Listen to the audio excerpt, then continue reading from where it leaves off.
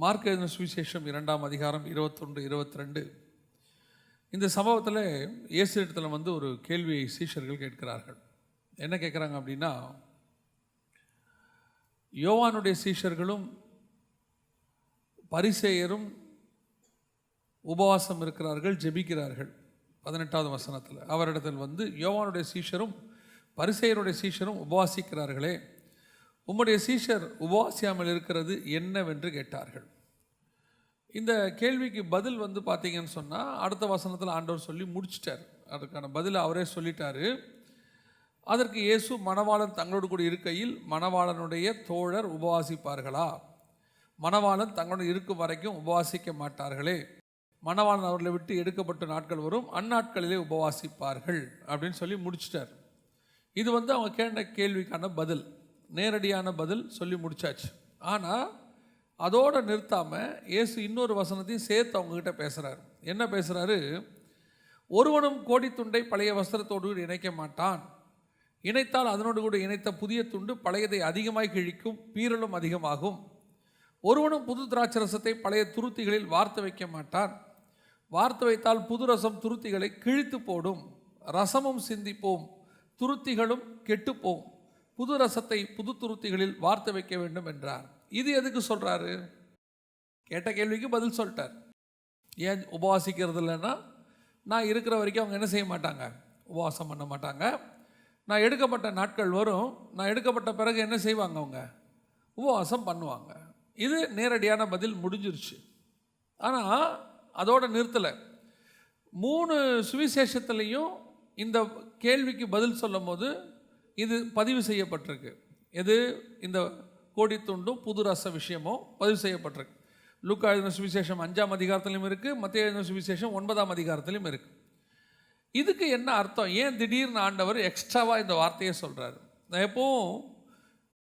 இப்போ சமீப காலமாக நான் கற்றுக்கிட்ட ஒரு விஷயம் என்னென்னா, வசனத்துக்கு ஆண்டவர் சொல்கிற பதில் நேரடியாக ஒன்று இருக்குது, அதை சுற்றி அவர் சொல்கிற ஒரு விஷயம் ஒன்று இருக்குது. வசனத்தை வாசிக்கிறவங்க அதை அப்படி தான் வாசிக்கணும். அவர் பக்கத்தில் சொல்கிற விஷயத்தில் ஏதோ ஒன்று இருக்கும். அதை நீங்கள் தியானிக்கும் போது, அதை தேடும் போது தான் அதில் இருக்கிறதான ரகசியம் கிடைக்கும்.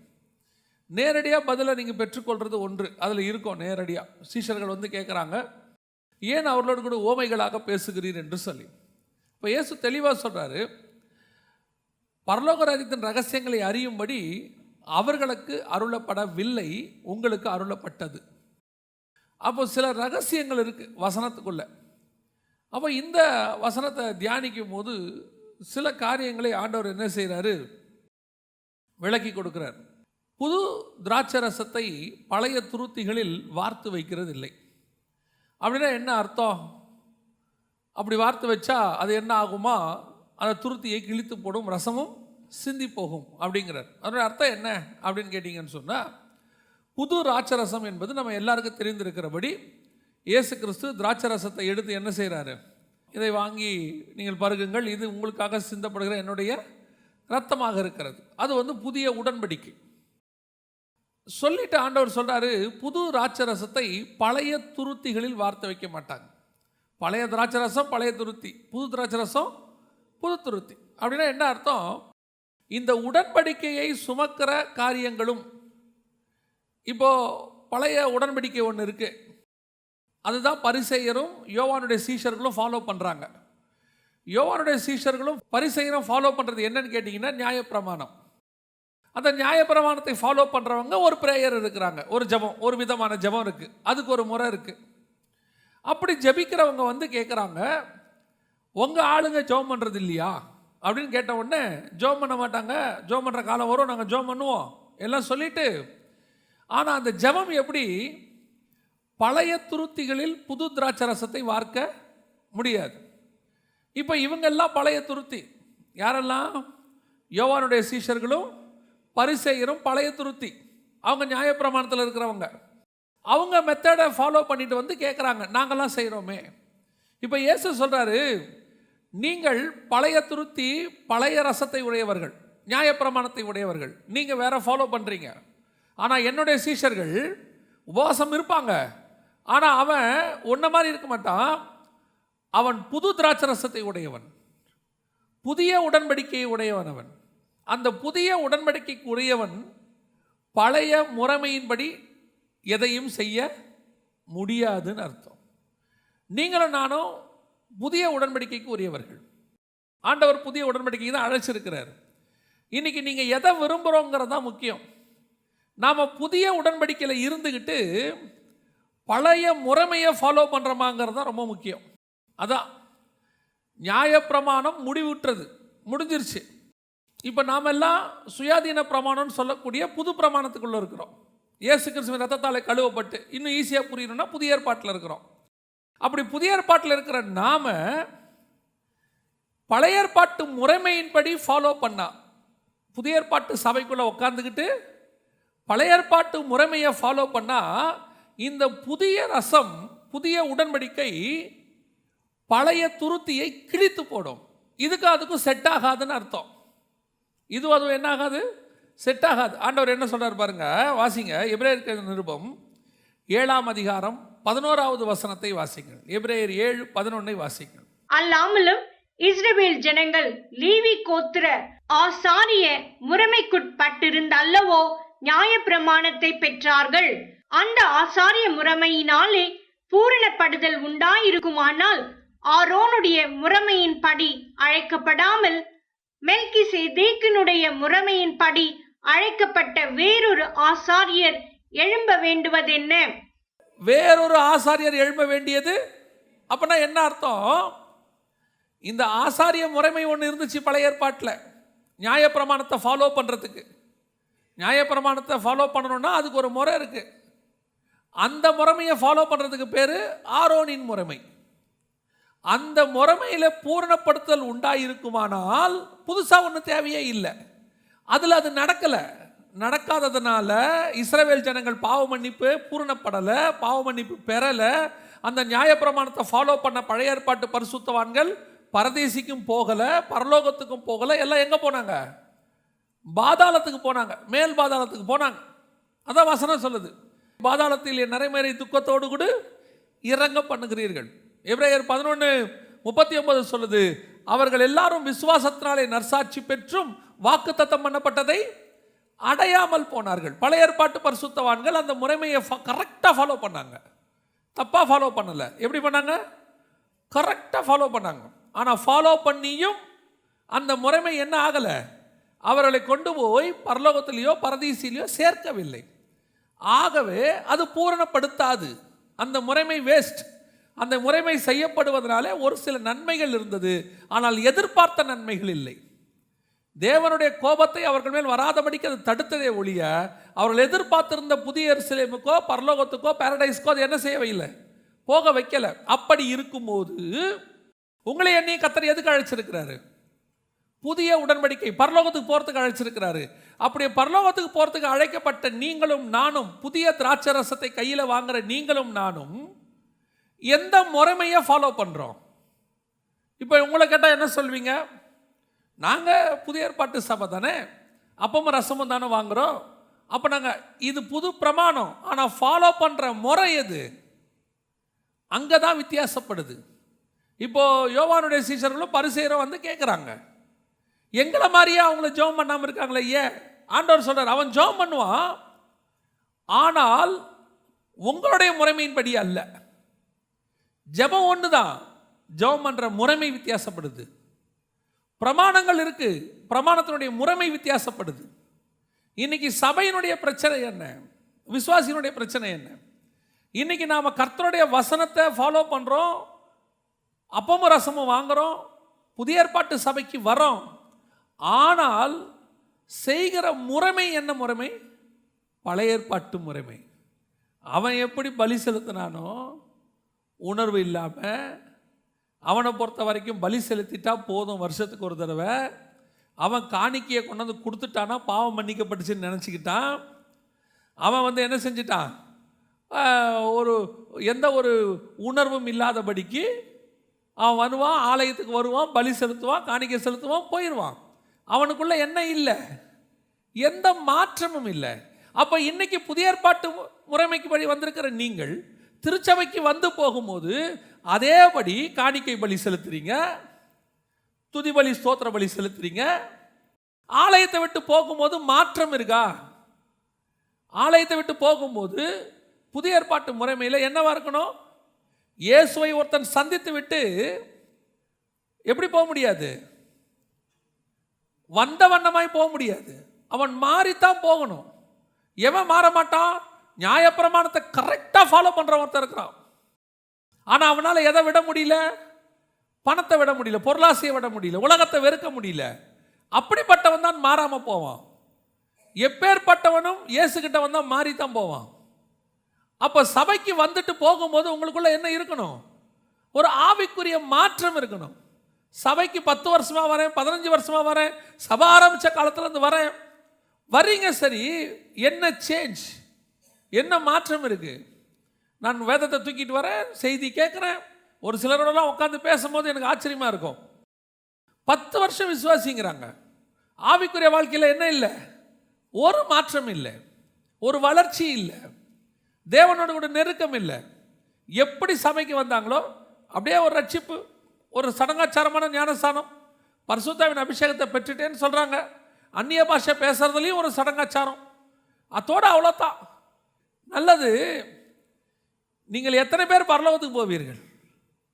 நீங்கள் சபைக்கு வந்தது எங்கள் கண்களை நிறைப்பதற்கு அல்ல, எங்களை திருப்திப்படுத்துறதுக்கு இல்லை. ஏன்னா நாங்கள் ஆரம்பிக்கிற காலத்தில் 5-10 ஆரம்பித்தவங்க, வெறும் காலி கூட்டத்தை பார்த்து பேசினவங்களாம் இருக்கிறோம். வெறும் சேரை, வெறும் காலி சேரை பார்த்து பேசின காலம்லாம் இருக்குது. ஆனால் கர்த்தர் உங்களை கொண்டு வந்தது நாங்கள் சந்தோஷப்படுவது இந்த கூட்டத்தை பார்த்து திருப்தி அடைவதற்கல்ல. இங்கே வந்தால் வந்த வண்ணமாய் அல்ல, உங்களுக்குள்ள ஒரு பெரிய மாற்றம் வரணும், புது திராட்சரசம். அப்போ உங்கள் வாழ்க்கை எப்படி இருக்கணும்? புது திருப்தியாக மாறணும். என்ன ரட்சிக்கப்பட்டோம், ஞானஸ்நானம் எடுத்தோம், பொருளாசை மாறி இருக்கா? பணத்தாசை மாறி இருக்கா? உலகத்தை வெறுத்தல் மாறி இருக்கா? எத்தனை செய்தி கேட்டாலும் மண்டையில் ஏற மாட்டேங்குது.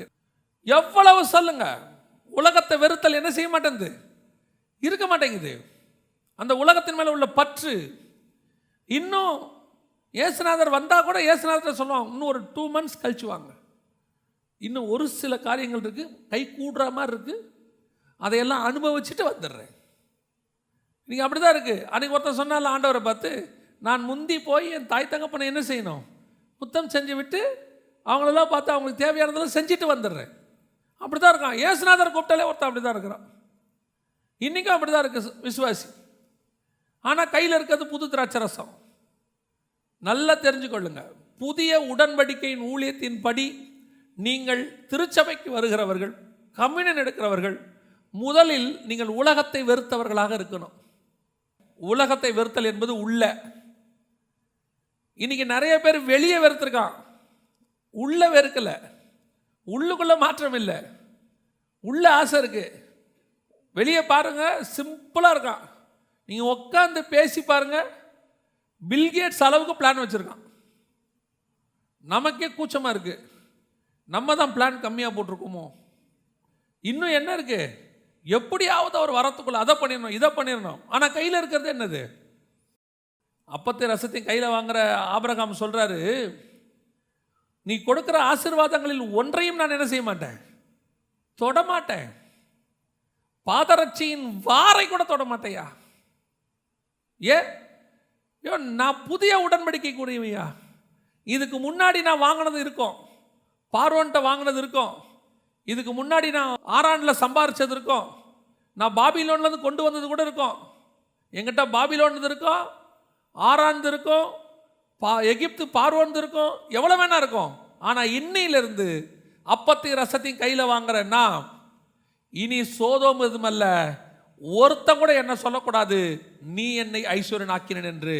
கர்த்தர் என்னை ஐஸ்வர்யன் ஆக்கினார். என்னுடைய ஆசீர்வாதங்கள் யாருக்குரியதா இருக்கணும்? கர்த்தருக்குரியதா இருக்கணும். கர்த்தர் கொடுக்கிறதா இருக்கணும். இந்த உலகமோ உலகத்தில் உள்ளவைகளோ உங்களை ஐஸ்வர்யன் ஆக்க வேண்டாம். உங்களை ஆசீர்வதிக்கிற ஒருவர் இருக்கிறார். அவர் உங்களை எப்படி ஆசீர்வதிக்க வேண்டும் என்று வைத்திருக்கிறார். அவர் ஆசீர்வதிக்கும் போது உங்களால் அது தாங்கக்கூடாததாக இருக்கும். நான் சொல்லுவேன், ஏன் தெரியுமா? என்னுடைய கை ரொம்ப சின்னது, என்னுடைய கண் பார்வை ரொம்ப கம்மி. நான் பார்க்கறது ஒரு சர்டன் டிஸ்டன்ஸ் தான் பார்க்க முடியும். நான் கையில் எடுத்தேன்னா ஒரு சர்டன் அளவு தான் எடுக்க முடியும். ஆனால் எனக்கு அனுப்பினவர் ஒருவர் இருக்கிறார். அவருடைய பார்வை பெரியது, அவருடைய கை பெரியது, அவர் கை குறுகாத கை. அதனால் ஆப்ஷனை அவர் கையில் விட்டுறணும். நீங்களே பார்த்துங்கப்பான்னு சொல்லணும். நான் சொல்லுவேன், ஒரு குறை இல்லாதபடிக்கு கர்த்தர் நடத்துவார். நீ மனுஷங்கிட்ட கை நீட்டியோ அல்லது மனுஷனுடைய அது பழைய ஏற்பாட்டு முறைமை. பழைய ஏற்பாட்டு முறைமை பூமிக்குரிய ஆசீர்வாதங்களை குறித்து பேசுவது. புதிய ஏற்பாட்டு முறைமை பரலோகத்தின் ஆசீர்வாதத்தை குறித்து பேசுவது. ஆபிரகாம் சொல்றாரு, வானத்தையும் பூமியும் உண்டாக்கின தேவன் அவர் என்னை ஐஸ்வர்யனாக்குவார், நீ என்னை ஐஸ்வர்யனாக்க வேண்டிய அவசியம் எனக்கு இல்லை. அப்படிப்பட்டதான ஆபிரகாம் கர்த்தருடைய கம்யூனியனில் கை வச்சிருக்கிறேன் நான், புது திராட்சை ரசத்தை கையில் வச்சிருக்கிறேன் நான், பழைய துருத்தியில் என்ன செய்ய மாட்டேன், இனிமேட்டு கை வைக்க மாட்டேன், அதை ஊற்ற மாட்டேன். அப்படி ஒரு தீர்மானம் எடுத்த ஆபிரகாம் திடீர்னு சாராள் பேச்சை கேட்டு என்ன பண்ணிடுறாரு, பழைய துருத்தியில் கை வச்சிடுறாரு. பார்வோனுடைய ஆசீர்வாதங்களில் கையை வச்சிடுறாரு. ஆகாரிடத்தில் போய் இணைந்து விடுகிறார். விளைவு என்ன தெரியுமா? நியாயப்பிரமாணம் வந்துருச்சு. அதான் சொல்கிறேன், பழைய துருத்தியாக இருந்தாலும் சரி, பழைய ரசமாக இருந்தாலும் சரி, அது பழசு. புது திராட்சை ரசத்தை பழைய துருத்தியில் ஊற்றக்கூடாது, நியாயப்பிரமாணத்துக்குள்ளே போகாது. அது உங்களையும் சேர்த்து இழுத்துட்டு போயிடும். இன்றைக்கி நிறைய பேர் என்ன சொல்கிறாங்க, அந்த சர்ச்சில் அதை ஃபாலோ பண்ணுறாங்க, இந்த சர்ச்சில் இதை ஃபாலோ பண்ணுறாங்க, அவங்க அப்படி பண்ணுறாங்க இப்படி பண்ணுறாங்க, நம்ம ஏன் அதை செய்யறதில்ல? அவர்கள் செய்வது செய்யட்டும், நம்ம யாரையும் செய்ய வேணான்னு சொல்லலை. இது புது திராட்சை ரசம், புது துருத்தியில் தான் இருக்கணும். நீங்கள் பழைய துருத்திக்கு போகக்கூடாது. ரட்சிக்கப்படுறதுக்கு முன்னாடி இருந்த ஆசீர்வாதத்தை விரும்பக்கூடாது, ரட்சிக்கப்படுறதுக்கு முன்னாடி இருந்த சந்தோஷத்தை விரும்பக்கூடாது. அதான் ஆண்டவர் சொல்கிறாரு, புது சிருஷ்டி ஆயிட்டீங்கன்னா நீங்கள் மொத்தமாகவே புது சிருஷ்டி ஆயிட்டீங்க. நீங்கள் என்ன சொல்ல விரும்புகிறீங்கன்னா, கிறிஸ்தவத்தில் நாங்கள் வந்துட்டோம் அவ்வளோதான், மற்றபடி எல்லாமே என்னது தான் பழசுன்றீங்க. இல்லைங்கிற நான், எல்லாமே புதிதாகிறது, பழையவைகள் எல்லாம் ஒழிந்து போயின, எல்லாம் புதிதாயின. அத்தனையும் புதுசாகணும். உன்னுடைய பார்வையிலிருந்து, பேச்சிலிருந்து, நடக்கையிலிருந்து, உன் சுபாவத்திலிருந்து, உன்னுடைய சிந்தனையிலிருந்து, உன்னுடைய விருப்பத்திலிருந்து எல்லாமே என்னவா மாறணும்? புதுசாக மாறணும். இன்னும் அந்த பழைய விருப்பம், பழைய சந்தோஷம் இல்லை. ஆண்டவர் சொல்கிறார், புது திராட்சை ரசத்துக்கு நீ பருகிற நீ இன்னும் பழைய துருத்தியாக இருக்கவே கூடாது. அது என்ன செய்யும்? திராட்சை ரசம் உன்னை கிழித்து போடும். அதான் ஆண்டவர் சொல்கிறார், அபாத்திரமாய் போஜனம் பண்ணுகிறவன் வியாதியஸ்தனாய் மாறுகிறான், ஒரு சிலர் நித்திரையும் அடைகிறார்கள். இந்த புது திராட்சை ரசத்துக்கு அப்படி ஒரு பவர் இருக்கு. இது புது துருத்தியில் தான் இருக்கும். இதை நீங்கள் சும்மா எல்லாத்துலேயும் ஊற்றி வைக்க முடியாது. அப்போது புது திராட்சை ரசத்தை பழசோட என்ன செய்யக்கூடாது? கலக்கக்கூடாது. இப்போ இஸ்ரவேல் ஜனங்கள் ஒரு காரியத்தை சொல்கிறாங்க பாருங்க, வாசிங்க. என்னாகமத்தின் புஸ்தகம் 11ஆம் அதிகாரம் 5வது வசனத்தை வாசி. நாம் எகிப்திலே கிரயம் இல்லாமல் சாப்பிட்ட மச்சங்களையும் வெள்ளரிக்காய்களையும் கொம்மட்டிக்காய்களையும் கீரைகளையும் வெங்காயங்களையும் வெள்ளை பூண்டுகளையும் நினைக்கிறோம். இவன் எதை நினைக்கிறான்? இப்ப எகிப்தில் சாப்பிட்டதை நினைக்கிறான். எகிப்தில் என்ன சாப்பிட்டான்? மச்சங்களையும் வெள்ளரிக்காய்களையும் கொம்மட்டிக்காய்களையும் வெங்காயங்களையும் நாங்கள் சாப்பிட்டோமே, எவ்வளவு டேஸ்ட்டு, என்ன வெரைட்டி பாருங்க. நம்மலாம் பார்த்தீங்கன்னா, அவன் என்ன சாப்பிட்ருக்கான் தெரியுதா உங்களுக்கு? புரியுதா? ஏதாவது நல்ல ஃபிஷ் ஃப்ரை செஞ்சு சுற்றி வெள்ளரிக்காய் வெங்காயத்தெல்லாம் வெட்டி வச்சு ஒரு தட்டில் சாப்பிடுவோமே, ஹோட்டலுக்கு போனீங்கன்னா கொடுக்க மாட்டான், அந்த லெவலில் சாப்பிட்ருக்கான். அந்த சாப்பாடை நல்லா கவனிச்சு பாருங்கள். மச்சங்களையும் வெள்ளரிக்காய்களையும் கொம்மட்டிக்காய்களையும் வெங்காயங்களையும் எல்லாத்தையும் ஸ்லைஸாக பண்ணி வச்சு பாருங்கள். நடுவில் நல்ல ஃபிஷ் ஃப்ரை, சுற்றி குக்கும்பரு வெங்காயம் எல்லாம் வச்சு நல்ல ஒரு நல்ல டிஷ்ஷு சாப்பிட்ருக்கான். இவனை கொண்டு வந்து இப்போ என்ன கொடுத்துருக்கு? மன்னா கொடுத்தாச்சு. மன்னா எப்படி இருக்குமா டேஸ்ட்டு? கீழே சொல்லுது, அந்த வசனம் என்ன சொல்லுது கீழே பாருங்க. அந்த மன்னா கொத்துமல்லி விதையும் மாத்திரமும் அதிநிறம் முத்து போலவும் இருந்தது. ஜனங்கள் போய் அதை பொறுக்கி கொண்டு வந்து ஏந்திரங்களில் அரைத்தாவது உரல்களில் இடித்தாவது பானைகளில் சமைப்பார்கள். அதை அப்பங்களுமாக சுடுவார்கள். அதன் ருசி புது ஒலிவ எண்ணெயின் ருசி போல் இருந்தது. இவன் சாப்பிட்ட மீன் எங்க இருக்கு? இவன் சாப்பிட்ற மண்ணா எங்க இருக்கு? அதுவும் டெய்லி ஒரே வெரைட்டி. அதான் பிரச்சனை. இப்ப டெய்லி இட்லியா அவ்வளோதானே கேட்குறோம். டெய்லி சாம்பாரேவா? அவனுக்கு தெரியல அது ஒரு நாள் தான் அந்த சாம்பார் வச்சாங்க, அது டெய்லி வருது. சாம்பார் வைக்கப்பட்டது ஒரு நாள் தான், அது என்ன ஆகுது வாரம் ஃபுல்லா? எங்கே போயிட்டு வருது அது? மார்ச் வரைக்கும் போயிட்டு வருது. மார்ச் வரைனா ஃப்ரிட்ஜு உள்ளே போயிட்டு கெடாதபடிக்கு மறுநாள் காலையில் அனல் உண்டாக்கி நம்ம நினச்சிக்கிறோம். நம்ம வீட்டுக்காரர் கேட்குறாரு, டெய்லியும் சாம்பாரா? ஒரே சாம்பார் தான். அப்போ நமக்கு ஒரே மெனு போர் அடிக்குது. என்ன ஆகுது? போர் அடிக்குது. அவன் கேட்குறான், ஓ நாங்கள் எப்படி டேஸ்ட்டாக சாப்பிட்ட ஆள் தெரியுமா? ஆனால் கர்த்தர் சொல்கிறாரு, இந்த ஜனங்கள் என் பார்வைக்கு அருவருப்பானதை செய்கிறார்கள். வணங்கா கழுத்துள்ள ஜனங்கள். இந்த ஜனங்கள் எனக்கு எதிராக முறுமுறுக்கிறார்கள். ஏங்க உலக பிரகாரமாக அவன் சொல்கிறது நியாயம் தானுங்க? அவன் சொல்கிறது உலக பிரகாரமாக நியாயம் தானே? கூட்டிகிட்டு வந்தது எதுக்கு? பாலும் தேனும் ஓடுகிற தேசத்துக்கு கூட்டு வரேன்னு சொல்லிட்டு நீங்கள் 40 வருஷம் ஒரே மெனுவை போடுறீங்க. ஹாஸ்டலில் கூட வாரத்துக்கு 7 நாள் 7 மெனு மாத்திரம். ஆனால் ஒரே மெனு போடுறீங்க. அவன் கேட்குறான், ஏன் இது தானேயா, வேற ஒன்றுமே இல்லையா? ஆண்டவர் சொல்கிறார், நான் உனக்கு கொடுத்துருக்கிறது புது சாப்பாடு. மன்னாவுக்கு பின்னால் இருப்பது வெறும் சாப்பாடு அல்ல, மன்னாவுக்கு பின்னால் இருப்பது தேவனுடைய திட்டம். அது தேவ வசனம். காலைதோறும் அது புதிதாக இருக்கும். அதை நீங்கள் பழசை யூஸ் பண்ணக்கூடாது. ஒவ்வொரு நாளும் மன்னா புதுசாகத்தான் இருக்கும். உனக்கு பார்க்கறதுக்கு தான் அது மன்னா, ஆனால் டெய்லி புதுசான மன்னா. இப்போ உனக்கு எது மேலே ஆசை வருது? பழைய மீன் மேலே ஆசை வருது, பழைய கொம்மட்டிக்காய் மேலே ஆசை வருது, எகிப்தில் இருந்த பழசு மேலே ஆசை வருது. ஆண்டவர் சொல்கிறார், நான் உன்னை அழைச்சது புதிய மன்னாவை கொடுப்பதற்கு, புது ஆசீர்வாதங்களை கொடுப்பதற்கு. நான் உனக்கு கொடுப்பது பார்க்கறதுக்கு தான்ப்பா அது மன்னா. இது தூதர்கள் உண்ணும் உணவு. இது ஃப்ரெஷ்ஷு. நேற்று உள்ளது இருக்காது. நேற்று உள்ளதை வச்சா பூச்சி பிடிச்சிரும். நான் உனக்குன்னு டெய்லி ப்ரிப்பேர் பண்ணி அனுப்புகிறேன். இன்றைக்கி நமக்கு என்ன தேவைப்படுது? புதிய ஏற்பாட்டில் ஆண்டவர் நமக்கு கொடுத்துருக்கிற ஆசீர்வாதங்கள், மேன்மைகள், மகத்துவங்கள், உடன்படிக்கைகள் எல்லாம் ரொம்ப வித்தியாசமானது.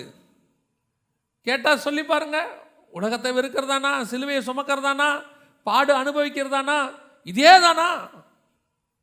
அதே தான் மன்னாவா? அவன் கேட்குற கேள்வி அதுதான். புதிய ஏற்பாட்டு ஆசீர்வாதம் என்னங்க இருக்குது? நான் எப்பவும் சொல்வேன், புதிய ஏற்பாட்டில் பழைய ஏற்பாட்டுடைய ஆசீர்வாதங்கள் உலக பிரகாரமானது எதுவும் வராது. புதிய ஏற்பாட்டு ஆசீர்வாதங்கள் எல்லாம் மகத்துவமானவைகள், மேலானவைகள். அவன் எகிப்தில் சாப்பிட்டது பூமிக்குரியது, மன்னா வானத்துக்குரியது. இது டெய்லி வரும். அப்படி ஒரு ஆசீர்வாதம் தான் கர்த்தர் உங்களுக்கு வச்சிருக்கிறார். நமக்கு அது எப்படி கேட்கறதுக்கு எப்படி இருக்குது? சத்தியம், டெய்லி சத்தியம் சத்தியம் சத்தியம்னு கேட்டுக்கிட்டே இருக்கிறோம். உலகத்தை வெறும் சிலுவையை சுமக்கு, சீக்கிரத்தில் நீ உன்னை சிலுவையில் அறைந்து நீ மாண்டு போ, இனி ஜீவிப்பது நான் அல்ல கிறிஸ்துவே, இனி பொன்னும் வெள்ளியும் அல்ல. இது கேட்கறதுக்கு எப்படி இருக்குது? இதை விட இப்படி சொல்லி பாருங்க, உன்னை ஆண்டவர் பல்லுகி பெருக பண்ணுவார். நீ போ, நீ பார்க்கிற கண்ணிட்டு இருக்கிற எல்லா ஏரியாவும் உனக்கு தான் கர்த்தர் கொடுக்க போறார். அதில் நடுவில் ஆண்டவர் உனக்கு ஒரு வீடு கட்டி தருவார். கேட்க எப்படி இருக்கு? சரி, எப்பவுமே கொம்மட்டிக்காய் நல்லா தான் இருக்கும், மச்சங்கள் மீன் நல்லா தான் இருக்கும், வெள்ளரிக்காய் நல்லா தான் இருக்கும். ஆனால் நீங்கள் சொல்கிறது ரொம்ப கஷ்டங்க, வெறும் இதுவா? ஆண்டவர் சொல்கிறாரு, நான் கொடுக்கறதில்ல மாம்சம் இல்லை. மண்ணால் என்ன இல்லை? மாம்சம் இல்லை. மன்னா முழுக்க முழுக்க பரலோகத்துக்குரியது. நான் அப்படிப்பட்ட ஆசீர்வாதங்களை உனக்கு நியமித்து வச்சிருக்கிறேன். இன்னைக்கு ஒரு கூட்டம் எதை தான் விரும்புது? சபைக்குள்ள உட்காந்துக்கிட்டு புது திராட்சை ரசத்துக்குள்ள வந்துட்டு, புது உடன்படிக்கைக்குள்ள வந்துட்டு எதை விரும்புகிறாங்க? பழைய கொமட்டிக்காயை விரும்பிட்டு இருக்கு. அது கிடைச்சா நல்லா இருக்குமே. சில நேரத்தில் ஆண்டவர் என்ன பண்ணுறாரு தெரியுமா? மோசே கிட்ட சொன்ன மாதிரி நீங்கள் சிலர்லாம் வருந்தி கேட்பாங்க, ஆண்டவரே எங்களுக்கு எப்படியாவது ஒரு வீடு கொடும், சாகரத்துக்குள்ள எனக்கு என்ன வேணும்? ஒரு வீடு. ஒரு சிலர் கேட்பாங்க, ஒரு சிவப்பு கல் வச்ச கம்மலை போட்டுட்டு தான் நான் சாகணும். ஒருத்தருக்கும் என்ன இருக்கு? ஒரு உலக பிரகாரமான ஒரு மாம்சம். இது என்னை பொறுத்த வரைக்கும் புதிய ஏற்பாட்டுக்கு உகந்தது அல்ல. புதிய ஏற்பாட்டுக்கு உகந்தது என்ன தெரியுமா? அவருடைய சிங்காசனத்துக்கு பக்கத்தில் இருக்கிற மேலானவைகளையே நாடுங்கள். பூமிக்குரியதை எதையுமே கேட்காதீங்க. நான் மறுபடியும் சொல்றேன், இம்மைக்குரியதை குறித்து ஒருவன் பிரசங்கம் பண்ணுகிறான் என்றால், இம்மைக்குரியதை குறித்து உனக்கு அவன் போதிக்கிறான் என்றால், உன்னை அவன் பாதாளத்துக்கு நேராக வழி நடத்துகிறான். அப்ப இம்மைக்குரியது எனக்கு ஒண்ணுமே கிடைக்காதா? உங்களுக்கு நியமித்த எல்லா ஆசீர்வாதங்களையும் கர்த்தர் கண்டிப்பாய் தருவார். நீங்கள் கேட்க வேண்டிய அவசியமே இல்லை. கொஞ்சம் யோசிச்சு பாருங்க. நீங்க இயேசுவை ஏத்துக்கிறதுக்கு முன்னாடியே ஆண்டவர் உங்களை ஜீவனோடு கூட வச்சு கொண்டாந்தார, இதை நீங்க கேட்டு கொடுத்தாரா? இல்லை இப்ப நீங்க இருக்கிற இந்த ஸ்டேட்டஸை கர்த்தர் கேட்டு கொடுத்தாரா? இல்லை. அவர் நியமிச்சு வச்சார் நமக்கு இந்த ஸ்டேட்டஸை. நம்மளை தாயின் கருவிலிருந்து பத்திரமா பாதுகாத்திருக்கிறார். கேட்காமையே கொண்டு நம்மளை ஆசீர்வச்சிருக்கிறார். நம்ம படிப்புக்கும், நம்ம அந்தஸ்துக்கும், நமக்கு இருக்கிற இருப்புக்கும். நான் தான் எப்பவும் சொல்லுவேன், நமக்கெல்லாம் இந்த இடத்துல ஆண்டவர் நிற்க வச்சிருக்கிறாருன்றதே பெரிய விஷயம். காலையில் ஒரு இடத்துல நிற்க வச்சு பேச வச்சிருக்கிறாருன்னா அது பெரிய விஷயம். ஏன்னா எனக்கு அந்த குவாலிஃபிகேஷன் கிடையாதுன்னு எனக்கே தெரியும். அப்போ இவ்வளோ செஞ்ச ஆண்டவருக்கு இந்த பூமியில் நீ சாகிற வரைக்கும் என்ன செய்யணும்னு தெரியாதா? அதெல்லாம் தானாக செஞ்சுட்டு போயிடுவார். நம்முடைய தேவை என்ன தெரியுமா? பரலோகத்துக்குரியது. ஆண்டவரே உங்களுடைய வசனம் வேணும், அதனுடைய ஆழத்துக்குள்ளே போகணும், நான் தரிசனத்துக்குள்ளே போகணும், உங்களை இன்னும் பார்க்கணும், உங்கள் சத்தத்தை நான் கேட்கணும், உங்கள் கூட நடக்கணும். உன்னுடைய தாட் முழுக்க ஸ்பிரிச்சுவலாக இருக்கணும். வெறும் மன்னாவை குறித்தே இருக்கணும்.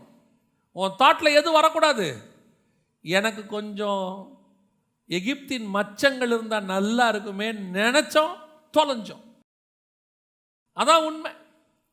உடனே ஆண்டவர் என்ன பண்ணுவார் தெரியுமா? சிலருக்கு மோசே கிட்ட சொல்லி குட்ராஸ் காடையம்பர் குடு கேட்குறாமல்ல, மேன்மை தெரியாத கூட்டமாக இருக்காமல்ல, எவ்வளோ ஆவிக்குரிய ஆசீர்வாதங்களை கேட்டாலும் பூமிக்குரியது மேலே மைண்டு போய்கிட்டே இருக்குல்ல, இன்னும் அதையே யோசிச்சுக்கிட்டு இருக்காமல்ல, குடு அவனுக்கு அதை அம்பார்.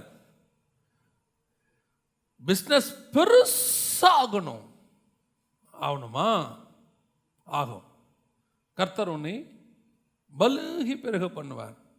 ஆனால் ஓடி ஓடி ஸ்ட்ரெஸ் ஆகி காலையில் 6 மணிக்கு வியாபாரத்துக்கு போய் நைட்டு 10 மணி வரைக்கும் உட்காந்து மனைவி பிள்ளைகளோட பேசுறதுக்கு கூட நேரம் இல்லாமல், குடும்பத்தில் என்ன நடக்குதுன்னு கூட தெரியாமல் அலைஞ்சி திரிஞ்சு வீடை கட்டி நல்ல மார்பிளை போட்டு எல்லாம் பண்ணி கர்த்தரனை ஆசீர்வதிச்சாருன்னு வீட்டுக்கு வேற சீயோன்னு பேர் வச்சு அதில் வசனம் கர்த்தரை நம்புகிறவன் செழிப்பான்னு போட்டு உள்ளே போனால் சுகரில் படுத்திருக்கான். இவ்வளோ பெரிய வீட்டில் நாளைக்கு சாவமா இன்னைக்கு சாவமான்னு தெரியாமல் படுத்திருக்கிறத விட கர்த்தர் நியமித்த அந்த இடத்துல, அந்த வனாந்தரத்தில் மன்னாவை சாப்பிட்டுட்டு சந்தோஷமாக கானானுக்குள்ள பிரவேசிப்பது நல்லது. நிறைய பேருக்கு இந்த மாம்சத்தினுடைய எண்ணம் போக மாட்டேன். அவன் சொல்கிறான், சின்ன வயசுலேருந்து எனக்கு ஒரு தாட் இருக்குதுங்க. என்ன தாட்? எப்படியாவது இதை வாங்கிடணும், எப்படியாவது இதை அச்சீவ் பண்ணிடணும். அது ஒரு சிலர் சொல்லி கொடுக்குறாங்க, ஒரு ஆம்பிஷன் இல்லாமல் இருந்தால் எப்படி? நமக்கு என்ன இருக்கணுமா? ஒரு ஆம்பிஷன். நான் ஆம்பிஷனை குறித்து குறை சொல்லலை. கர்த்தர் உனக்கு என்ன ஆம்பிஷன் வச்சுருக்காருன்னு பார்க்கணும், உங்களுக்கு என்ன ஃப்யூச்சர் வச்சுருக்காருன்னு பார்க்கணும். அது உங்கள் ஆம்பிஷனாக இருந்தால் நல்லது. கர்த்தர் உங்களுக்கு நியமித்து வச்சது உங்கள் ஆம்பிஷனாக இருந்தால் கர்த்தர் ஆபிரகாமுக்கு ஈசாக்கை குமாரனாக நியமித்தார். அதுவும் உங்களுடைய தாட்டா இருந்துச்சுன்னா நல்லது. நீங்கள் தமஸ்கு ஊரானாகிய எலியேசரை கேட்டுக்கிட்டு இருந்தீங்கன்னா, அவன் நல்ல விசாரணை கர்த்தன், நல்லா பார்த்துக்கிறான் ஃபேமிலியை, கணக்கு வழக்கெல்லாம் நல்லா எழுதுகிறான், இவன் நம்ம பையனாக இருந்தால் நல்லா இருக்கும். இல்லைப்பா, ஏன் தாட்டு வேற, உன் தாட்டு வேற. நீ ஆளை பார்த்து முடிவு பண்ணுற, நீ சரீரத்தை பார்க்குற, இவன் ராஜாவாக இருந்தால் நல்லா இருக்கும்னு பார்க்குற, இவன் சரிப்பட்டு வர மாட்டான். ஒருத்தன் ஆடு மேய்ச்சின்னு இருக்கிறான், அவன் தான் ராஜாவாக இருக்கணும். ஏன் தாட்டும் கர்த்தருடைய தாட்டும் ஒன்றா இருந்துச்சுன்னா எனக்கு ஆம்பிஷன் இருக்கிறதுல எந்த தப்பும் கிடையாது. அந்த ஃப்யூச்சருக்கு நான் அதை பற்றி நான் யோசிக்கிறதுல ஒரு தப்பும் இல்லை. ஆனால் ஏன் தாட்டும் கர்த்தர் தாட்டும் எப்படி இருக்கு? ஆப்போசிட்டாக இருக்கு. ஆண்டவர் என்னை இந்தியாவில் பெரிய ஆளாக்கணும்னா நான் அமெரிக்காவில் ஆளாகணும்னு ஆசைப்பட்றேன். அப்புறம் அங்கே போயிட்டு நான் என்ன பண்ணுறேன்? அங்கேருந்து ஃபோன் பண்ணுறேன், கர்த்தர் ஏன் என்னை இங்கே கொண்டு வந்தார்னு தெரில. உங்களுக்கு தெரியுமா, மதுரைக்கு பக்கத்தில் கிராமத்தில் சந்தோஷமாக ஊழியம் பண்ணுற ஊழியக்காரனும் இருக்கான். அமெரிக்காவில் டென்ஷனாக ஏன்டா ஊழியத்துக்கு வந்தோமோன்னு ஊழியம் பண்ணுறவனும் இருக்காங்க. தேவ சித்தம் இல்லாமல் செஞ்சது. நான் எப்பவும் சொல்லுவேன், நீங்கள் எருசலேமில் இருந்தாலும் சரி, பாபிலோனில் இருந்தாலும் சரி, கர்த்தர் சொல்கிற இடத்துல இருந்தீங்கன்னா அது ஆசீர்வாதம். உங்கள் எதிர்காலத்தின் ஆம்பிஷனும் கர்த்தருடைய சித்தமும் ஒன்றா இருந்தால் ஓகே. அது இல்லை, பல நேரங்கள் இல்லை, எப்பவுமே இல்லை. நம்ம ஆண்டவர் என்ன, அதை விட கொடுமை, ஆண்டவர் என்ன யோசிக்கிறாரோ அதுக்கு ஆப்போசிட்டாக யோசிக்கிறது. ஆண்டவருடைய மண்ணால் மாம்சமே கிடையாது. இவன் கேட்குற சாப்பாட்டில் என்ன இருக்கு? மாம்சம் இருக்கு. மாம்சம் கலக்காத ஸ்பிரிச்சுவல் ஃபுட்டை கர்த்தர் உங்களுக்கு தர விரும்புகிறார். நீங்கள் அதில் கொஞ்சம் மாம்சம் இருந்தால் நல்லா இருக்கும்னு நினைக்கிறீங்க. பொதுவாக நமக்குரிய மைண்ட் செட் என்ன தெரியுமா? பியூர் கோல்டில் ஆர்னமெண்ட் செய்ய முடியுமா? செய்ய முடியாது. அப்போ நம்முடைய மென்டாலிட்டி என்னது? ஒரு 2% எதை கலந்துக்கலாம்? காப்பர் கலந்துக்கலாம். கூட அதை கலந்தால் தான் நம்ம என்ன செய்ய முடியும்? அழகான ஆர்னமெண்ட் செய்ய முடியும். இது ஏன் அப்படின்னு கேட்டிங்கன்னா, மனுஷன் நன்மை தீமை அறியவனா ஆயிட்டான். மனுஷன் ரெண்டும் மிக்ஸ் ஆனால் தான் மனுஷன். 100% வெறும் நன்மையாக இருந்தால் அது கர்த்தர் தேவன். 100% தீமையாக இருந்தால் அது பிசாசு. நன்மையும் தீமையுமாய் இருந்தால் மனுஷன். புரியுதா? தேவன் 100% நன்மை, பிசாசு 100% தீமை. இந்த ரெண்டும் கலந்தால் யாரு? மனுஷன். இப்போ நன்மை பக்கமே மனுஷன் முழுசா போயிட்டானா ஆண்டவர் கூட போயிடுவான். தீமை பக்கமே போயிட்டானா பிசாசோட போயிடுவான். இப்போ நம்ம என்ன விரும்புகிறோம்? அங்கேயும் போவனா இங்கேயும் போவனா. நமக்கு எதுக்கு? நடுவில் இருந்துருவோம். நமக்கு எந்த பிரச்சனையும் இல்லை. அங்கேயும் 2 காப்பர் எடுத்துப்போம், தங்கத்தை எடுத்துப்போம், ரெண்டையும் மிக்ஸ் பண்ணி 24 அது ஒரு 22 ஒரு 2 அழகான கம்மல் கிடைக்குது, அழகான மோதிரம் கிடைக்குது. இதுதான் பர்ஃபெக்ட். ஆண்டவர் சொல்கிறாரு, இல்லை காப்பரை ரிமூவ் பண்ணு. அது எப்படி ஆர்னமெண்ட் செய்யலாம்? நீ ஆர்னமெண்ட் செய்ய வேணாம், ஆசாரிப்பு கூடாரம் செஞ்சால் போதும். ஆசாரிப்பு கூடாரத்தில் பசும் பொன்னினாலே நீ எல்லாத்தையும் மூடு. எதையும் கலக்காத சுத்தமான தங்கத்தில் மரத்தை மூடு. அதோட அர்த்தம் என்ன? நம்ம தான் மரம். இந்த கட்டையை சுற்றிலும் பரிசுத்தாவியினுடைய மகிமை எப்படி இருக்கணும்? பசும் பொன்னினாலே, மாம்சம் கலக்காததா இருக்கணும். அதுவும் மகா பரிசுத்த தலத்துக்குள்ள இருக்கக்கூடியதான அந்த உடன்படிக்கை பெட்டி எதால மூடப்பட்டிருக்கணும்? பசும் பொன் தகட்டினாலே, எந்த கலப்படமும் இல்லாத பொன்னினாலே, சுத்தமான பொன்.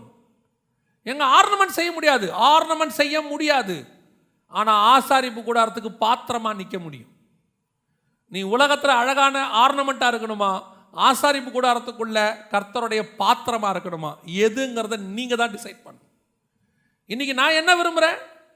உலகத்தில் ஒரு அழகான பாத்திரமா இருக்கணும். நான் ஒரு கலெக்டராக இருக்கணும், நான் ஒரு இன்ஜினியராக இருக்கணும், நான் சிலிக்கான் வேலியில் அப்படி இருக்கணும், அமெரிக்காவில் இப்படி இருக்கணும். அதுக்காக கொஞ்சம் காப்பரை கலந்தாலும் பிரச்சனை இல்லை. நான் நீங்கள் இன்ஜினியராக டாக்டராக இருக்கிறது தப்புன்னு சொல்லலை. ஆனால் கர்த்தர் உன்னை பசும் பொன்னினாலே மூடி ஏதோ ஒரு மூலையில் ஊழியக்காரனாக இருக்கணும்னு நினைக்கிறான்னு வச்சுக்கோ.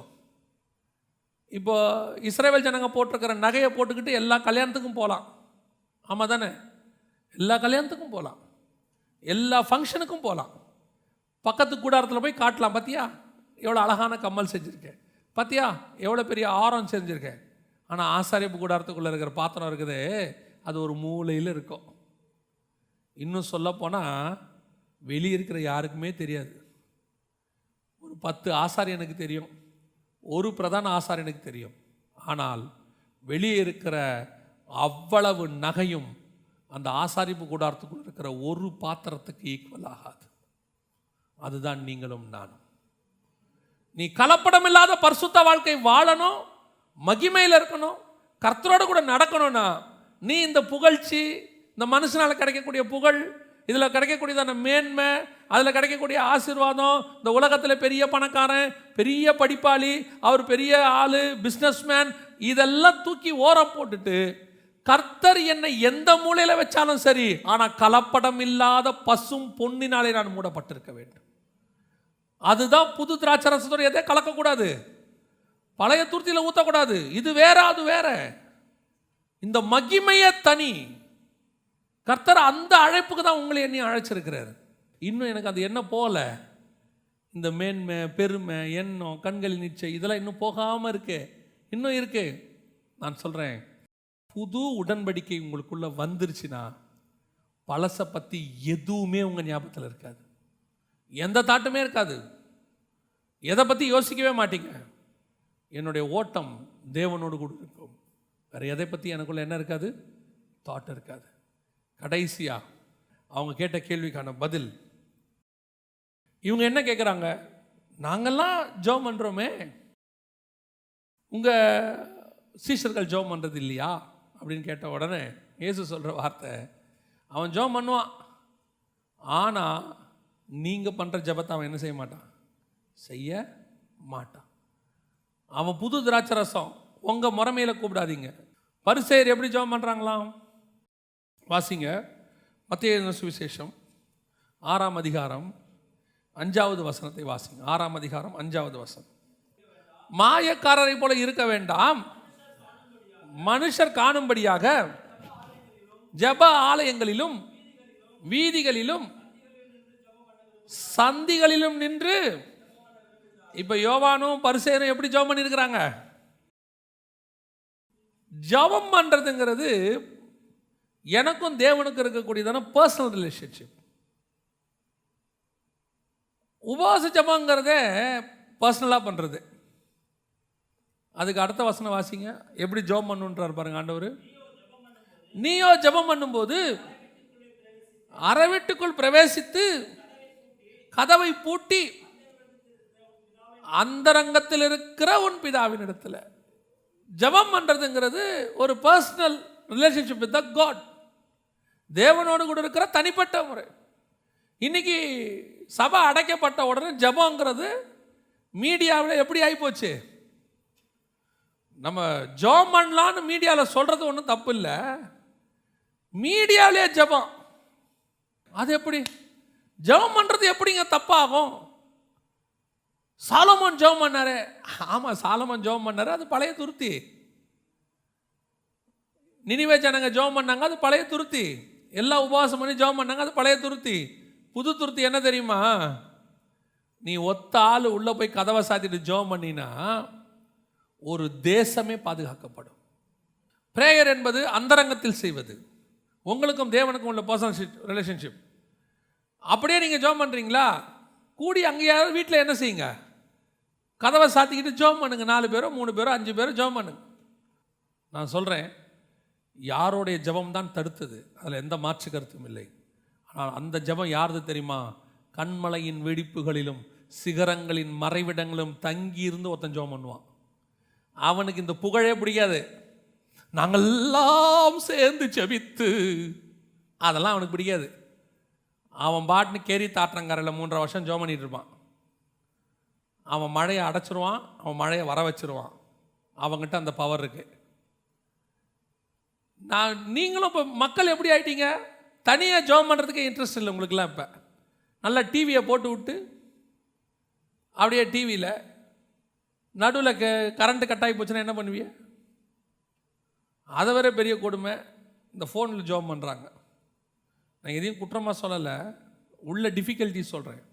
ஃபோனில் கட் பண்ணுறாங்க, சிக்னல் கட் ஆகிடுது, பாதி ஜபம் அவனுக்கு தெரில. அவனும் விசுவாசத்தில் ஆமேன் ஆமேன் ஆமேன்னு சொல்லிக்கிட்டே இருக்கான். இவரும் இங்கே ஜாப் பண்ணிக்கிட்டே இருக்கார். 2 நிமிஷம் ஃபோன் ஒர்க் ஆகலை. வாட்ஸ்அப்பில் ஜாப் பண்ணும்போது ரீகனெக்டிங்னு வரும். இவன் நினச்சிக்கிட்டான் அவர் ஜாப் பண்ணி முடிச்சிட்டாருன்ட்டு அவன் ஆமேன்னு சொல்லிட்டு கட் பண்ணிட்டான். ஆனால் இவர் ஜாப் பண்ணிட்டே இருக்கார். இவருக்கு என்னென்னா பாதியிலே ஜபம். இப்படி ஒரு ஜபம் நமக்கு தேவையா? ஏன் நீங்கள் ஏன் ஜபம் பண்ணக்கூடாது? புதிய ஏற்பாட்டில் உங்கள் ஜபத்துக்கு தான் மரியாதை. நீங்கள் தான் ஜபம் பண்ணணும். நீங்கள் ஜபம் பண்ணுறதை விட்டுட்டு இன்னொருத்தர்கிட்ட ஜபத்துக்கு போகிறத நான் குற்றமாக சொல்லலை. ஃபஸ்ட்டு நீங்கள் தான் ஜபம் பண்ணணும். உங்கள் ஜபத்துக்கு இல்லாத பவராக வேறு எங்கே இடத்துல இருக்க போது கவனிச்சுக்கொள்ளுங்க. புதிய ஏற்பாட்டை பொறுத்த வரைக்கும் உங்கள் முழங்காலுக்கு தான் பவர்.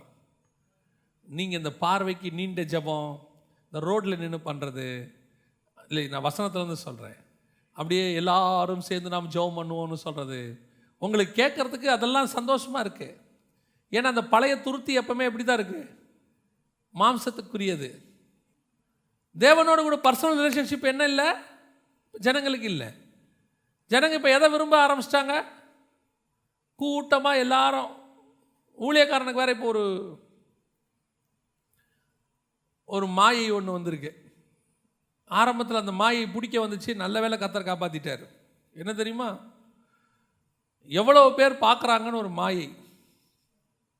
நம்ம மெசேஜை 10,000 பேர், 20,000 பேர், கொஞ்சம் ஒரு நாள் 2,000 பேர் கம்மியாக பார்த்துட்டாங்கன்னா மனசுக்கு வருத்தம். ஏன் இன்னைக்கு கம்மியாக பார்த்துருக்காங்க? கவனிங்க, இதெல்லாம் ஒரு விதமான மாயை. எவ்வளவு லாக்டவுன் வந்தாலும் 7 நாளும் சபையை அடைச்சாலும் உங்களுக்கும் தேவனுக்கும் இருக்கிற ரிலேஷன்ஷிப்பை யாராலையும் கட் பண்ணவே முடியாது. பிசாசு அங்கே மட்டும்தான் ஃபெயிலியர் ஆவான். நீ சர்ச்சில் தான் மகிமை இருக்குன்னா நீ தோற்று போயிடுவ. சர்ச்சை மூடினா உனக்கு முடியாது. ஆன்லைனில் தான் செய்தி கேட்கறது, ஆன்லைனில் தான் ஆராதிக்கிறது நல்லா இருக்குன்னா நீங்கள் தோக்க தொடங்குவீங்க. பிசாசு ஒரு நாள் ஆன்லைனில் கை வைப்பான். ஆனால் நானும் தேவனும் தனியாக ஜெபம் பண்ணுறோன்னு முடிவாயிருச்சுன்னா இது உள்ள யாராலையும் கை வைக்கவே முடியாது. இப்போ கூட ஆண்டவர் ஏன் அதை செஞ்சுருக்கிறாருன்னா நீங்கள் தேவனோட தனிப்பட்ட முறையில் சேரணும் தான். இப்போ இது ராங் ரூட்டில் போகுது. Dependable on online. உங்களை ஊழியக்காரங்களும் அப்படியே பழக்கப்படுத்துகிறாங்க. என்ன சொல்லி பழக்கப்படுத்துகிறாங்க? ஆன்லைன். ஆன்லைனில் மெசேஜ் கொடுக்குறோம், ஆன்லைனில் எல்லாம் உங்களுக்கு அனுப்புகிறோம். நான் குற்றமாக சொல்லலை. ஆனால் உங்களுக்கும் தேவனுக்கும் இருக்கிற பர்சனல் ரிலேஷன்ஷிப்புக்கு எதுவும் ஆல்டர்னேட் ஆகாதுன்னு சொல்கிறேன். ஆன்லைனில் நீங்கள் டைம் இருக்கும்போது செய்தி கேளுங்க, ஆன்லைனில் டைம் இருக்கும்போது இன்ஃபர்மேஷன் பாருங்கள், ஆன்லைனில் டைம் இருக்கும்போது நீங்கள் வேறு ஏதாவது ஒன்று பார்க்குறீங்க எல்லாம். ஏன்னா நீங்கள் டைம் இருக்கும்போது செய்யுங்க. ஆனால் உங்கள் ப்ரேயர் டைம் தான் ஆன்லைன் டைம். ப்ரேயர் டைம்னா தப்பு. உங்கள் பைபிள் தியானம் ஆன்லைனில் கொடுக்குற செய்தி மட்டும்தான் சொன்னால் தப்பு. எங்கள் மெசேஜாக இருந்தாலும் மெசேஜ் கேட்டுட்டோம் இன்னைக்கு பைபிள் வாசத்துக்கு ஈக்குவல் ஆயிடுச்சுன்னா தப்பு. நீங்கள் தேவனோடு இருக்கிற தனிப்பட்ட உறவுக்கு ஆல்டர்னேட் கிடையவே கிடையாது. தனி ஜெபம் பண்ணணும், பைபிள் வாசிக்கணும். மற்ற நேரத்தில் உட்காந்து இதை பார்க்கறது என்ன செய்யல, தப்பு கிடையாது. இப்போ நீங்கள் ஜெபமே பண்ணுறதில்ல, ஆன்லைன் ஜெபத்தில் என்ன ஆயிடுறீங்க, எல்லாம் இணைஞ்சிடுறீங்க. அதுதான் தப்புன்னு நான் சொல்ல வரேன். நான் சொல்கிறத கரெக்டாக புரிஞ்சுக்குங்க. உங்களுக்கும் தேவனுக்கும் இருக்கிற தனிப்பட்ட ரிலேஷன்ஷிப்புக்கு எந்த விதமான ஆல்டர்னேட்டும் கிடையாது. அதுக்கு ஆன்லைனும் கிடையாது. இப்போ இல்லை, எப்பவுமே கிடையாது. அது பழைய ஏற்பாடு. மோசே கூட இருந்துக்கிட்டு தேவனை போய் உங்களுக்கு பரிந்து பேசுறது, தேவன்கிட்ட இருந்து பதில் வாங்கிட்டு வர்றது, எலியா போயிட்டு வாங்கிட்டு வர்றது, இது பழைய ஏற்பாடு. புதிய ஏற்பாட்டை பொறுத்த வரைக்கும் எனக்கும் தேவனுக்கும் நடுவில் யாருமே கிடையாது. எந்த ஊழியக்காரனும் கிடையாது, ஆன்லைன் கிடையாது, யாருமே இருக்க முடியாது. ஒரே ஒருத்தர் தான் இருப்பார், ஆண்டவராகிய இயேசு கிறிஸ்து. தேவனுக்கும் நமக்கும் நடுவில் மத்தியஸ்தர் ஒருவரே, அவ்வளோதான். அதைத்தான் நான் சொல்ல வரேன். பரிசேயர் சதுசேயர் பண்ண மாதிரி தேவனுக்கும் மக்களுக்கும் நடுவில் நின்றுக்கிட்டு அவங்க ஒரு ஆல்டர்னேட் மாதிரி. எங்களுடைய வேலை என்ன, ஒரு ஊழியக்கார வேலை என்ன தெரியுமா, ஆன்லைன் ஊழியக்காரனோ நேரில் இருக்க ஊழியக்காரனோ சபையினுடைய மெய்ப்பனோ எங்களுடைய வேலை என்ன தெரியுமா? உன்னை தேவனுக்கு நேராக திருப்புவது. எனக்கு நேராக அல்ல, எங்களுக்கு நேராக அல்ல, தேவனுக்கு நேராக திருப்புவது. நீங்களும் தேவன்கிட்ட போகிறது தான் யோசிக்கணும். ஒன்றும் பிரச்சனை இல்லை. இவருடைய ப்ரேயர் இருக்கு, காலையில் 1 hour உட்காந்தோம்னா போதும், எல்லா பிரச்சனையும் சால்வ் ஆயிரும். இப்போ தான் நீ புது பிரச்சனைக்கு போகிற. இதுதான் பிரச்சனை. எல்லாத்தையும் மூடி போடுங்க. தனிப்பட்ட முறையில் நல்லா ஜெபம் பண்ணு. டைம் இருக்குமானால் ஆன்லைனில் போய் பாருங்கள், இல்லைன்னா விடுங்க. ஆன்லைன் உங்களை காப்பாற்றாது, ஆன்லைன் பிரசங்கம் காப்பாற்றாது, ஆன்லைனில் எதுவும் உங்களை காப்பாற்றாது. உங்களுக்கும் தேவனுக்கு இருக்கிற தனிப்பட்ட உறவு மட்டும்தான் உங்களை காப்பாற்றும். நான் சொல்கிறது கொஞ்சம் கடினமாக இருக்கும், ஆனால் இது உண்மை. இத்தனைக்கும் நான் ஆன்லைனில் பேசுகிறவன் தான், என்னையுமே சேர்த்து தான் சொல்கிறேன். நீங்கள் தேவனுக்கு கொடுக்க வேண்டிய நேரத்தை என் மெசேஜுக்கு கொடுத்தா அது சாபமாய் மாறும். பிசாசு யூஸ் பண்ணிடுவான். தேவனுக்கு கொடுக்க வேண்டிய நேரத்தை எங்கே கொடுங்க? தேவனுக்கு கொடுங்க. பைபிள் படிக்க வேண்டிய நேரத்துக்கு பைபிள் படிங்க. எல்லாத்தையும் முடிச்சுட்டு ஏதோ நேரம் இருக்குது ஆன்லைனில் பார்க்கலாம். உங்களுக்கும் தேவனுக்கும் மட்டும்தான் என்ன இருக்கணும்? ஐக்கியம் இருக்கணும். பழைய துருத்தி தான் தேவனுக்கு நடுவில் யார் இருப்பா? ஊழியக்காரன் இருப்பான். புது துருத்தியில் ஊழியக்காரன் இருக்க மாட்டான், தேவன் தான் இருப்பார். அல்லேலூயா. அதனால தான் ஆண்டவர் சொல்கிறாரு, நீங்கள் ஜெபம் பண்ணுற மாதிரி என் ஆள் ஜெபம் பண்ண மாட்டான். உங்கள் ஜெபம் மனுஷனுக்காக, மனுஷன் பார்க்கணுன்றதுக்காக. ஐயோ அவர் எப்படி அழுது ஜெபம் பண்ணுறாரு தெரியுமா? அப்படி ஒருத்தன் நீ அழுது ஜெபம் பண்ணுறது நீ பாராட்டுறபடி அவன் பண்ணுறான்னா ராங். ஆனால் புதிய ஏற்பாட்டில் புது உடன்படிக்கையில் இருட்டோடே இயேசு எழுந்திருந்து அவர் போய் ஜெபம் பண்ணிக்கிட்டு இருப்பார். நமக்காக ஜெபம் பண்ணுறதுல அவரை தவிர நல்லவர் ஒருத்தரும் இருக்கவே முடியாது. பிரதிபலன் எதிர்பார்க்காம நமக்காக ஜெபம் பண்ணுறது ஒரே ஒருத்தர் தான், ஆண்டவராக இயேசு கிறிஸ்து ஒருத்தர் தான். அவரே யாருக்கும் தெரியாமல் இருட்டோட போய் தான் ஜெபம் பண்ணுறாரு. இவன் தேடி போகிறான், பார்த்தா அவர் ஒரு இடத்துல ஜெபம் பண்ணிக்கிட்டு இருக்கார் இருட்டோட உட்காந்து. அதுதான் சரியான ஜெபம். உனக்காக ஜெபிக்கிறவனாவே இருக்கட்டும், அதை உங்ககிட்ட சொல்ல வேண்டிய அவசியம் அவனுக்கு இல்லை, அதை படம் போட்டு காட்ட வேண்டிய அவசியம் அவனுக்கு இல்லை. இந்த தேசத்துக்கு ஜெபம் பண்ணுறானா, உனக்காக ஜெபம் பண்ணுறானா, அவன் கதவை மூடிக்கிட்டு ஜெபம் பண்ணுவான். பலன் வர்றதை உங்கள்கிட்ட சொல்ல மாட்டான். நான் உனக்காக தான் நான் ஜெபம் பண்ணேன், கர்த்தர் உன்னை ஆசீர்வதிச்சான்னு அவன் சொல்லவே மாட்டான். நான் ஜெபம் பண்ணேன், கர்த்தர் உன்னை பெரிய ஆளாக்கிட்டார். அவன் என்ன செய்வான் தெரியுமா? நம்ம ஜெபம் பண்ணோம், கர்த்தர் உன்னை ஆசீர்வதிச்சிருக்கிறார். அவன் மனசுக்குள்ளே சந்தோஷப்பட்டு போயிட்டே இருப்பான், பிரதிபலன் எதிர்பார்க்காம. அல்லேலூயா. அப்படி ஒரு வாழ்க்கையை தான் கர்த்தர் உங்கள்கிட்ட எங்கிட்ட விரும்புகிறார். ஆமென். இந்த 3 காரியங்களை நல்லா மனசில் வச்சுக்கொள்ளுங்க. 1, புதிய உடன்படிக்கைக்குள்ளே இருக்கிற நீங்கள் பழைய முறைமைக்குள்ளே போகவே கூடாது. 2வது, தேவன் உங்களுக்கு விசேஷித்தமான நன்மைகளை புதிய ஏற்பாட்டில் வச்சிருக்கும் போது நீங்கள் அனுபவித்த பழைய நன்மைகளுக்கு பின்னால், கொம்மட்டி காய்களுக்கு பின்னாடி என்ன செய்யக்கூடாது? போகக்கூடாது.